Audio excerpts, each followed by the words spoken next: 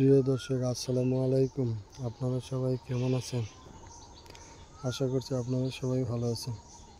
আপনারা দেখতে পাচ্ছেন আমরা কিভাবে আমাদের বাড়ির পাশে মেহেদি গাছ আমরা লাগিয়েছি। আপনারা জানেন মেহেদি গাছে রয়েছে প্রচুর পরিমাণে ভালো পুষ্টি, কারণ মেহেদি পাতা এমন একটি পাতা, মেহেদি গাছকে সাধারণত ঔষধি গাছ বলা হয়ে থাকে, কারণ এর পাতা, কাণ্ড এবং বাকল সবই উপকারী।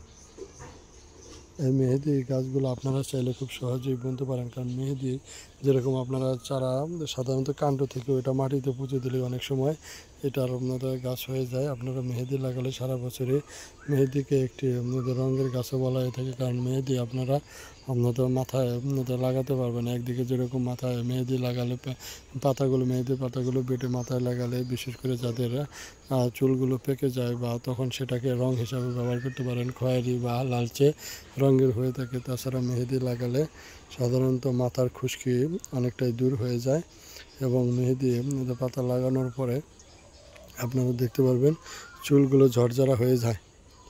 এছাড়া মেহেদি সাধারণত চর্মরোগের কারণেও অনেকের চর্মরোগ হয়ে থাকে, সেক্ষেত্রেও যদি মেহেদি পাতাগুলো বেটে লাগানো হয় সেক্ষেত্রেও অনেক উপকার পাওয়া যায়।